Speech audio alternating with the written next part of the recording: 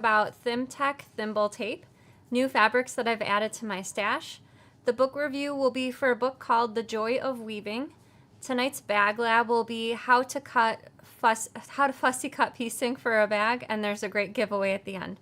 I'm Sarah Lawson from Sew Sweetness. Thanks so much for joining me for Social Sunday, my monthly sewing chat.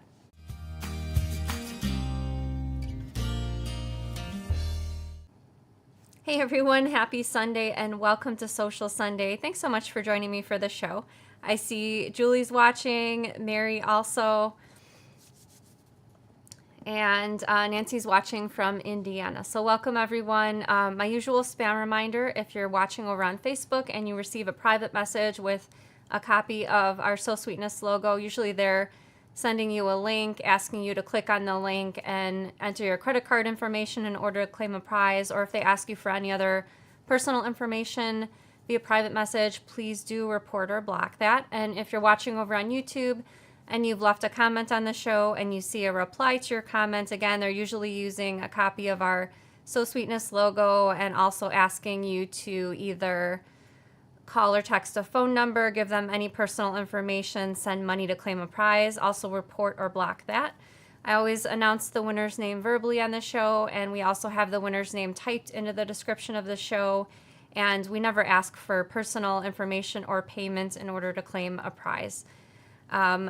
Also, everything that I'm scheduled to talk about during Social Sunday are things that I've purchased myself. So these are not things that I'm getting paid to talk to you about, but just cool things that I found that I'd like to share with you. And everything that I'm scheduled to talk about, I link to in the description. So if you're interested in finding out more about any of the books, fabrics, notions, or projects that I talk about during Social Sunday, just check that link in the description and you can find out more information there. So for the notion of the month is a really cool product called Thimtec.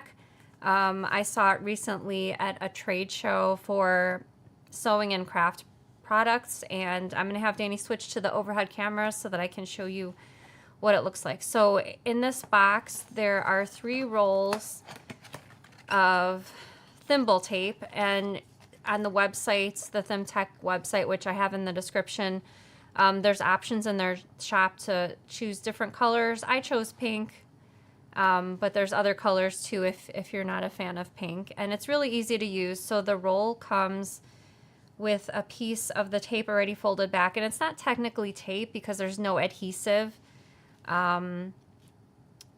It's not quite the same as vet wrap, which I have some for my horse and dog, but it's a little bit different than that. But basically it clings to itself. So what you'll want to do is you'll want to roll according to their directions, unroll it and snip about an 8-inch long piece, and then wherever you cut it, just fold it back a little bit so the next time you have a clean piece to grab.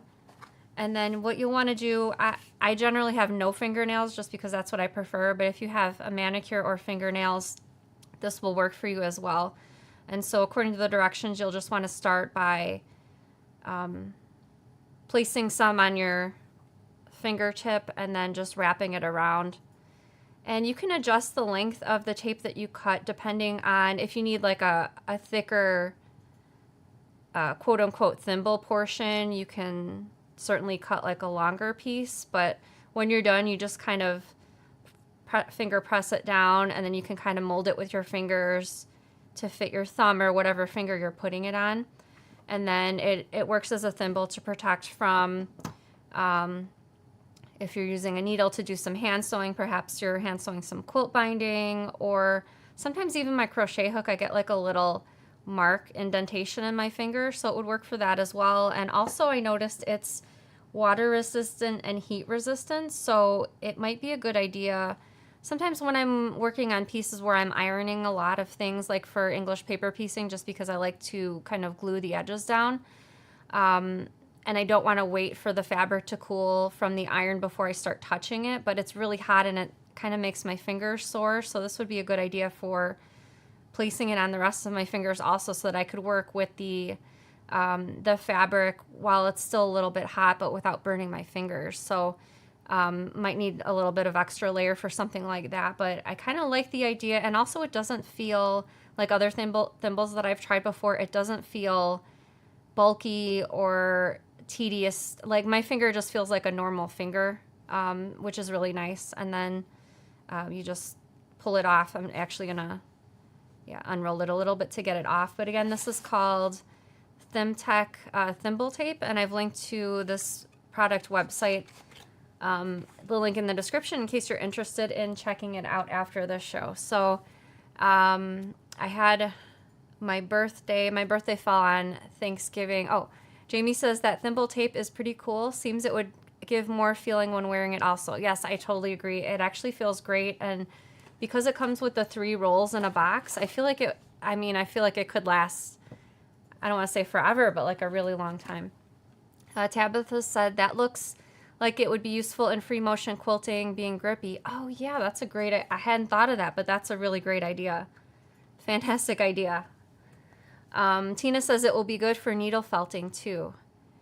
Yeah, so definitely check it out. Let me know if you decide to purchase some, what you think about it. All right, so my birthday this year fell on Thanksgiving. Every few years it does, and I wanted to share one of the best gifts that I got. Danny's going to hate this. I already know. I'm not showing it. They can't see. My friend Bronwyn got me this calendar for my birthday. Danny, can you switch to the overhead so they could see like the back with all the pictures? It's not working for some reason. It's working. As you can see, like it's all Australian firefighters posing with horses because I love horses, but they also have other Australian firefighter calendars they have a dog version, a cat version, a koala version, and a bird version. So I'll relieve you of that torture for now, Danny, but Bronwyn got that for my birthday, and like I started laughing as soon as I opened the box, but I need a new calendar for next year. It's perfect. And also, that's not staying around. Well, proceeds from the calendars go to several worthy charities. So that's what the calendars are for. So have to support our charities, Danny. I have a question for you all. Let me know in the comments. What do people compliment you on the most? Think about it for a second. Maybe you're out and about, they like your hair color, they like a particular, if you're carrying a So Sweetness bag with you, if you get a lot of compliments on that, let me know in the comments, what do people compliment you on the most? Either people that you know that are in your life or strangers. Either one is fine. All right, so I have some new fabric that I've added to my stash. And Danny's going to switch to the overhead so I can show you what fabrics I got. I love Winnie the Pooh, and in particular, I love Eeyore. So I got these new 100 Acre Wood fabrics. Danny, actually, could you zoom out a step? Thank you. I don't know what bag I'm going to make this in. I thought maybe a Heartland's backpack, but I needed a lining, and this coordinating lining is so cute. Like normally I wouldn't pick like a brownish yellow, but I feel like it contrasts really well with the green fabric. So I chose this, and also because it's not a light colored fabric, I thought it would be easier to find things inside the backpack. Isn't it like honey gold color? Yeah, it's kind of honey gold with brown. Yeah, there's brown in it. These next fabrics are from Robert Kaufman, and they're called Phantasma with a PH. And they come in a huge amount of colors. I only picked 3 just because, I don't know, I didn't think I needed so many colors, but they had red, they had rainbows, all sorts of things. And I think my favorite, it wasn't my favorite, when I looked online, my favorite was the green one, but then when they came in person, I feel like this one's my favorite. It almost has like a metallic feel, but I don't see any metallic in the fabric, but this one really caught my eye, and it's really striking.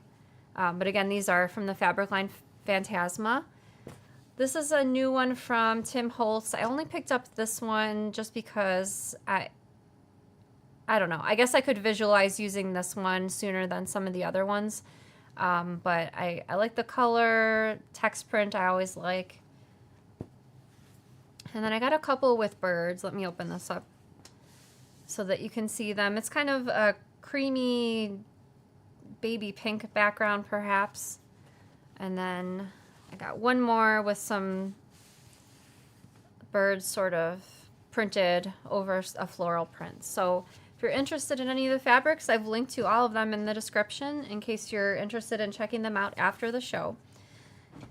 And all right, now I thought I'll have you switch to the front camera real quick, Danny, and then back to the overhead. So I thought I'd discuss, Michelle Tripp made me a bunch of So Sweetness bags in sort of a patchwork version, and I thought I would show you just to get a little bit of an idea for different ways to incorporate patchwork into your So Sweetness bag. So this first one is a super bloom tote, but without the side pockets. I think it looks really great. Michelle likes this one for a beach bag without the side pockets, and as you can see, she did some vertical quilting. There's fabric with seat belt on the other side for the straps, and I wanted to show you one cool thing about this bag. I think it'll show up best maybe on the front camera. A few shows ago, we were talking about removable zipper pockets, and Michelle kind of took that idea and adapted it a little bit differently by sewing it into, this is actually sewn into the lining. So there's clear vinyl on the front of this zipper pocket. Here's the zipper opening to the pocket right here, and I just think it's pretty cool for a different version of a pocket. So it's a zipper pocket, but normally in a zipper pocket you can't see on the inside unless you unzip it. But for this particular pocket, you can put things in it and see everything inside, and it's kind of separate from the lining of the bag. Also, Michelle used, the lining is a laminated fabric from Tula Pink. And then the other ones I'll show you in the overhead camera, Danny, if you don't mind, just because they're smaller. This first one is a bellow pouch, and Michelle incorporated some patchwork on the back. And then on the front, she did raw edge applique, sort of like I love that. stone glass, sea glass, I think would be the correct word. She used, I believe this is Essex linen, possibly, and I just love the raw edge applique for this particular pouch.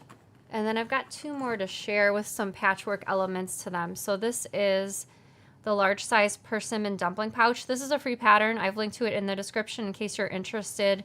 In the original pattern, it has sort of an accent fabric on the bottom, but Michelle left off the accent to feature the quilting on both sides. These are all Tula Pink fabrics, and she also made the two smaller sizes, but these are not necessarily in patchwork. Here's size medium, and here's size small. This is really cute, and she did some quilting to highlight the dog's face.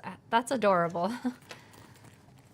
Let's see, and then I've got one more to show you from Michelle, and she made a Kanga supply roll. And when I first saw this, I thought the polka dot was a single piece of fabric, but then I realized it was actually the strips of fabric with the polka dots, but like pieced together, but the dots are continuous. So we're going to talk about that on tonight's bag lab. Yeah, you can see that the dots are continuous. I'll show you the inside, even though the inside is not patchwork, but she used a large scale Tula Pink print from Everglow on the inside, and these are actually sort of three-dimensional pockets over here, so each section can hold a little bit more, and each of the sections is an individual pocket. I actually have one that I use for my makeup. I've used it for years, and I really love it.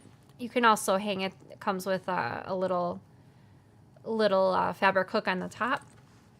But we'll talk about this particular feature with the fussy cutting of the fabric strips later on Bag Lab on tonight's show. But I wanted to share a few ideas for incorporating some patchwork if you are into quilting into your So Sweetness bags. All right, Danny, if you wouldn't mind switching to the front camera. I have another question for you. Let me know in the comments. What So Sweetness pattern would you make for a holiday gift? I know some people are sewing for the holidays. Others might not be, but if you were to sew a So Sweetness pattern for a gift, which one would you make? Maybe a persimmon dumpling pouch. These are really quick and easy to put together. Maybe good for teacher gifts. Let me know in the comments. All right, so for tonight's book review is a book called The Joy of Weaving. This is not sewing related, but I I kind of like incorporating different crafts into the book reviews just because it gives me some more options, and also I also personally like working with other crafts. So Danny's going to switch to the overhead camera, and these are all projects using, most of them are using yarn, and I just liked the projects, I liked the colors, and so I bookmarked a few pages in the front of the book. These are just supplies you'll need, and also different techniques for weaving. You'll just need like a simple wooden frame, which is, let me see, something like this.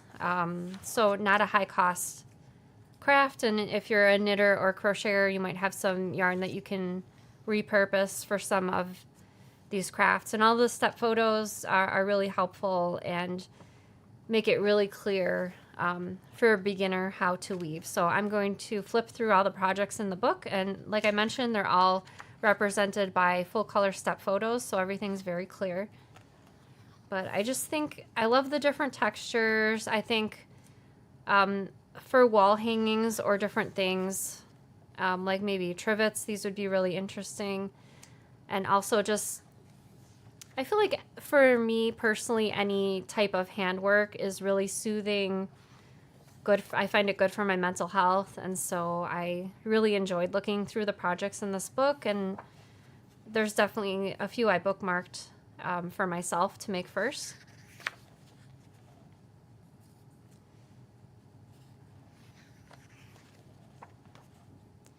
And honestly, I just love the idea of learning new things, so. There's a few round ones in the back of the book as well.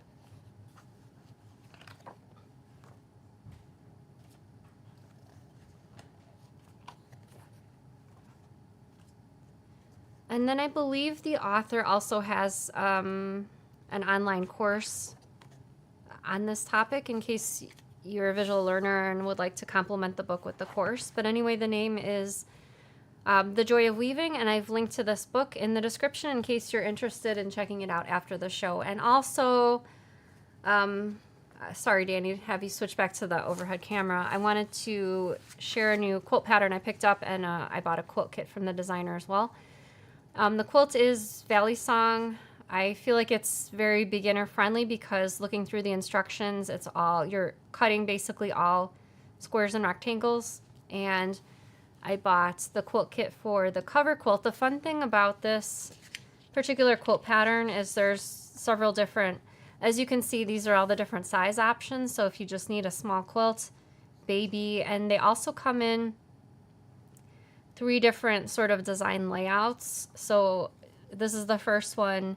This is the second one. So the main strips are what's different between all 3 of the quilts. I feel like the third one's probably the easiest, just looking at what's involved, but I am actually going to make the cover version with the kit that I bought. So looking forward to making this. I try to choose, first off, I really like purchasing quilt kits, and I try to choose fabrics or kits that I wouldn't normally like. I would never choose on my own something with, to me, this comes off as brown, or maybe a lot of these blues together, but seeing the cover quilt, I really like the combination, and I think, I don't know, I kind of like trying something outside the box as far as fabrics and colors go, so I'm looking forward to starting that quilt. All right, Danny, are you ready? Ready. We're interrupting the show for a special report. Because now it is time for Bag Lab. Okay, so for today's Bag Lab, I wanted to talk about fussy cutting, piecing for a bag. So as you can see in Michelle's project, she fussy cut different strips of fabric in order to get the circles to line up so that the polka dots were not staggered or cut into. And this might also be helpful if you, for instance, are assembling a bag and would like the design to continue from the front of the bag perhaps to the side panel. So we're going to talk about that today, how to fussy cut these strips and piece them together. So I thought it would be best, first of all, I'm going to have Danny switch to the overhead camera. This technique can work great with prints such as these. Perhaps the part of the flower got cut off, but you want it to be continued, or maybe even you cut fabric for a bag wrong. Maybe you cut a piece the wrong size and you only have a little bit of fabric left and you have to piece two pieces together. This might be helpful for something like that as well. But for the demonstration tonight, I decided to go with the polka dots that were the same from the project that Michelle made, just because I feel like it's very obvious where the dots are and how to get them connected well. So I'm going to start off by taking my fabric pencil and I'm going to draw on the wrong side of the fabric, and I'm going to try to draw about through the center of the circles. Okay, so here's my line right here. I'm going to add my seam allowance, so you can either add 1/4 of an inch or 3/8 of an inch or 1/2 inch, whatever you're comfortable with as far as piecing. For this demonstration, I'm going to go with 3/8 of an inch, just so I have a little bit more fabric to work with. So I'm going to draw my second line right there, and I think I measured that wrong. There we go. Okay, so I'm going to take my scissors and I'm going to cut at that second line. And you can certainly use your rotary cutter for this also.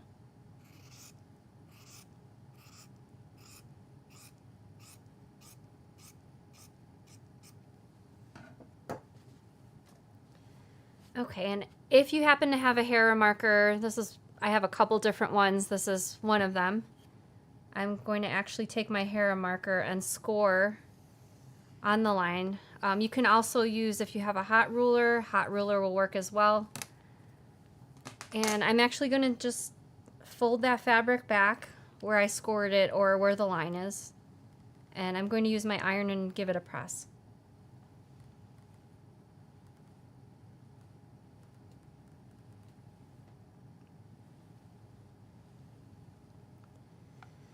Okay, so now I'm going to take out a bit of basting tape and I'm going to apply it on this little folded back edge where the seam allowance is.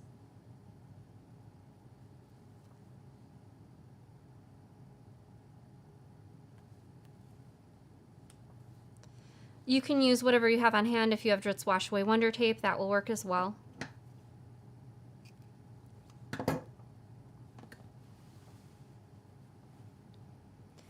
I'm going to take my fingernail and just kind of push it down on the corner of the paper, and the paper, it helps the paper kind of lift back so that I can reveal the second side of the adhesive. And then I'm going to flip this first fabric over and I'm going to place it how I would like it to look once it's sewn in place. So I'm going to do my best to line up the circles.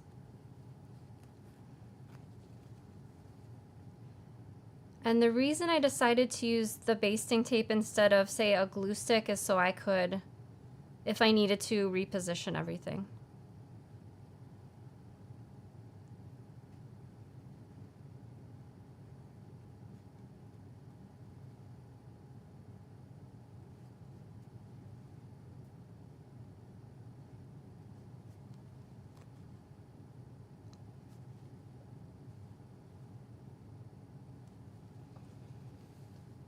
Okay, so to me that looks pretty good. I'm certainly not a perfectionist, but from where I'm sitting, it looks pretty decent. Okay, so I'm going to flip this back down. I'm going to take this over to the sewing machine and I'm going to stitch directly on top of the line that I drew, which is also where I pressed the fabric toward the wrong side. And I'm just going to use my regular stitch length on my sewing machine.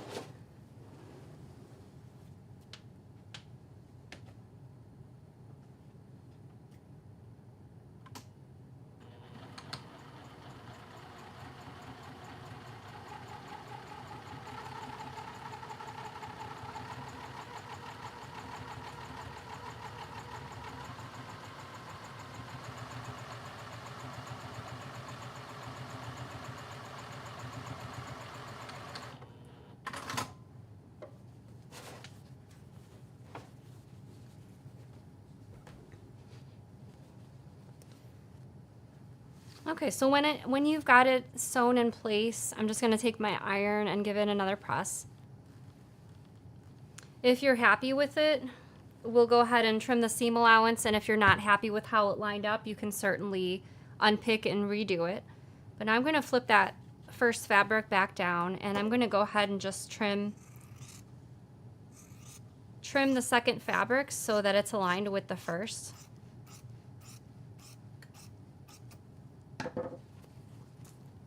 And then that piece is finished. So again, this is great for fussy cutting.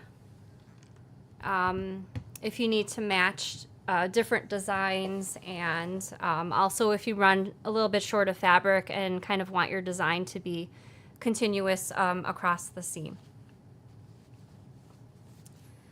All right, Danny, we're going to get over to your picks of the month.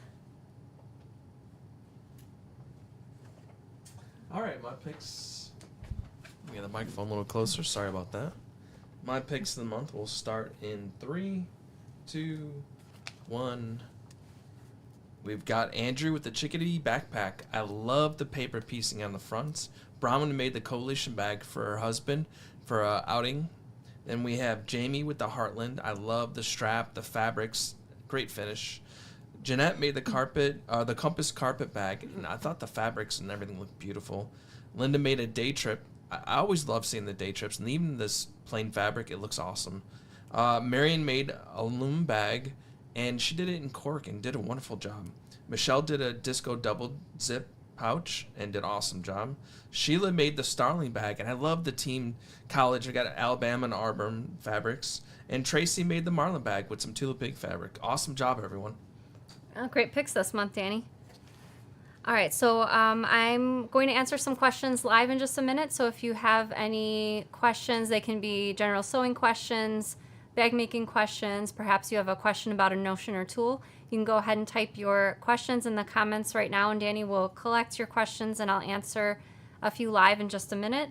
Oh, sorry. Did you mean to post? Lynn says, hello from Montgomery City. Best birthday present, getting to watch live. Happy birthday to me. Oh, happy birthday, Lynn. I hope you had a great day. December 1st, start of a new month. I hope you enjoyed your weekend as well. Happy birthday.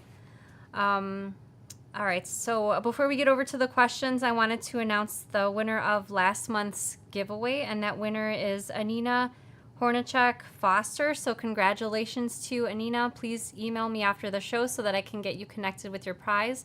Danny's going to put my email address up on the screen. It's sarah@sewsweetness.com. All right. And there will also be another giveaway at the end of the show.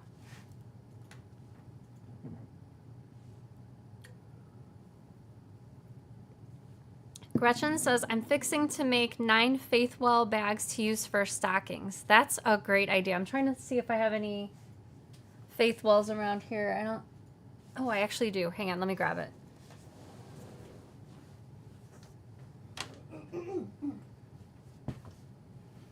It's a little smooshed. I think my dog was laying on it, but here's the Faithwell storage bin. It comes in a few different sizes. This is the smallest one, I believe.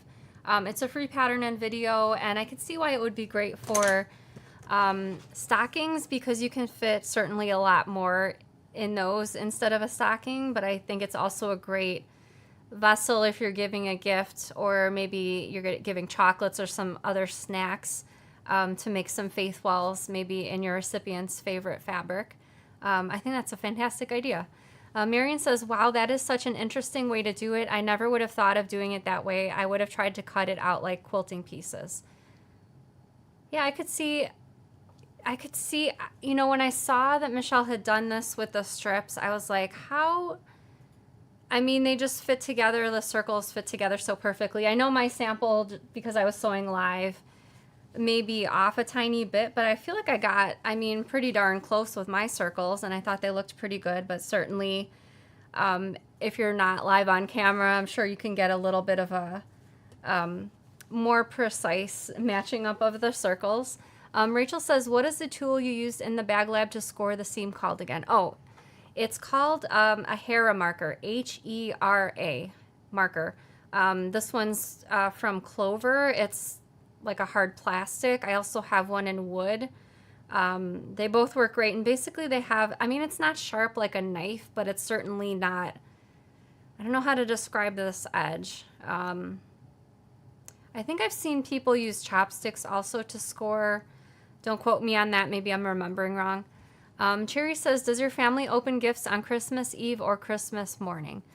I feel like a little bit of both. My mom usually has Christmas Eve at her house, and we have gifts there. And then me, Danny, and the kids on Christmas morning, we also have gifts then too. So always let them open one present Christmas Eve at home too. Yep. Marilyn says, this may have been mentioned, but the Caterpillar glow would be helpful for lining up fabrics for fussy cutting, I bet. That's a good idea too. I'm assuming that's maybe an LED. What's the word I'm looking for? Like a backlight? I don't think that's the right word. It'll probably come to me after the show's over. Gretchen says, there's a rumor that our elementary school kids or schools are going to clear vinyl backpacks. Any suggestions on which pattern? I feel like, let me think for a minute. I feel like a lot of patterns could potentially be adapted for clear vinyl by just cutting out your exterior pieces and binding them.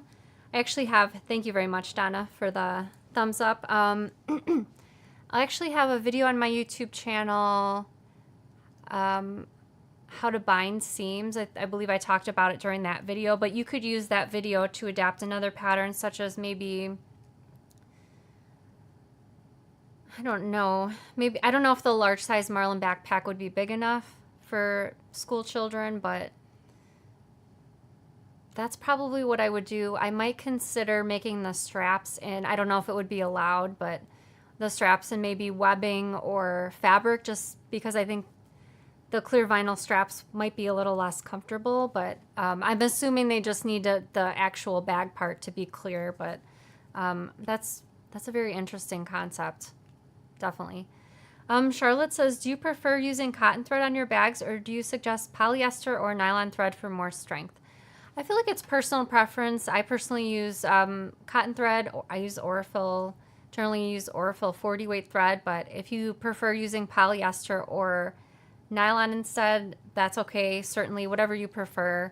Because I'm usually using quilting cottons, I like using the cotton thread. Woven Nap says, would you recommend Decoville Heavy for the zipper gusset on your cavalcade bag?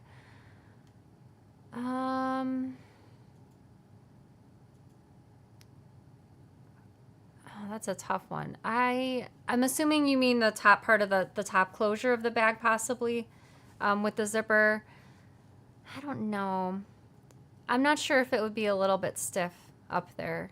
You can feel free to email me after the show, and I'm happy to talk with you about that. Danny, if you wouldn't mind putting my email address up on the screen one more time. There you go. And I also I feel like if I can think about it for a second, if you email me exactly the parameters of what you're looking for, and if I could think about it for a second, I think I could probably have a better answer for you.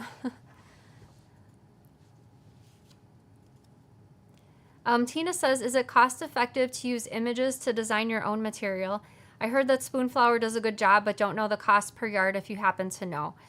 I don't know. I don't recall the cost off the top of my head. I would say it might be approaching $30 a yard, depending on because Spoonflower is sort of a print-on-demand website. You can choose from different fabrics, quilting cotton. I think they have fleece. They have like sport tech fabrics. So they have a lot of different options. So the price differs depending on the fabric, but I do know it is more expensive than quilting cotton, which it makes sense if they're printing it on demand. They're just printing your particular fabric for you and then shipping it to you. So it makes sense that it would be more expensive, but I've had fabrics printed on Spoonflower many times in the past. I was always happy with them. I feel like the quilting cotton is a little bit, I think stiff is too strong of a word, but it's definitely not as malleable as quilting cottons that you buy at your local quilt shop. I'm assuming it's the inks and the printing process, but I could be wrong. Trish says, which gauge of clear vinyl should be used? I would suggest using either, there's a range. It depends on what your machine can handle. We do have in the shop by Annie's clear vinyl, which I think is 16 gauge.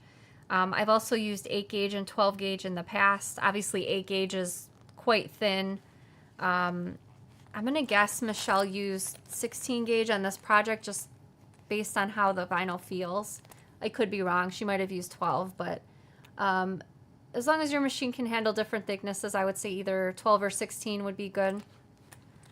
The reason for using the thicker vinyls is, especially the 8 gauge or the thinner vinyls, when you put things in them, sometimes the vinyl holds the memory of, like, say if you had pens in here, the really thin vinyl kind of holds the memory and kind of see little punctures is not the right word, but like little dents and things in the vinyl. So the thicker vinyl is a little bit better to avoid that kind of look in your finished project. Terry says, is your fabric to collect, or do you find you use a lot of it? Those fabrics you showed are beautiful. That's a tough one. I feel like certainly because I quilt as well and I buy a lot of solids for quilts, I feel like the solids go really fast, and I also use a lot of the what I call blender fabrics, like Moda Grunge I would consider a blender fabric, or I have a lot of fabrics in my stash with polka dots, so those I use a lot for lining. Oh, polka dots like this one. So those go quite fast. Fabric for bags, I'm generally making around 18 to 24 bags a year. That's including patterns and videos, and those I certainly go through a lot slower. Oh, thanks, Michelle. Michelle is commenting that she used 12 gauge on this particular project. Thanks, Michelle. Rachel says, adopting one of your patterns into a clear vinyl bag might be a good bag lab in the future. That's an excellent idea. Let me write that down in my notebook. I have a list of ideas that I still haven't got to yet, so let me write that down.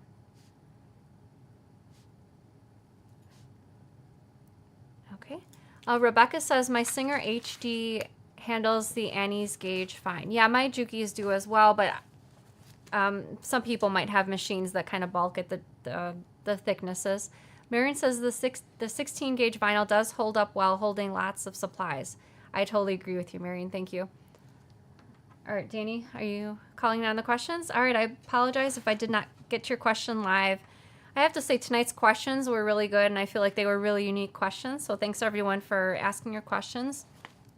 One last thing to get to is the giveaway for tonight, and the giveaway is a $50 gift certificate to sewsweetness.com.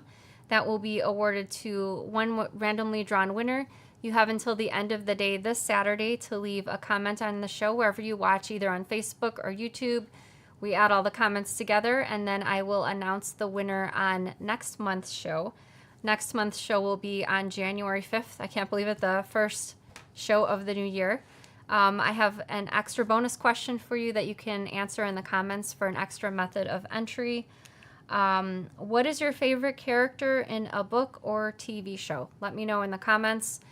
I'm going to give a favorite character for a recent show we've been watching. Danny and I just started watching Matlock. It's a new reboot on CBS. So Kathy Bates is the star. It's amazing. There's so many like surprise moments in the show, things that are unexpected. She's a great actress, and we really love that show, right, Danny? Absolutely. All right, let me know your answer in the comments. Thank you so much for making time for Social Sunday. I really appreciate you so much.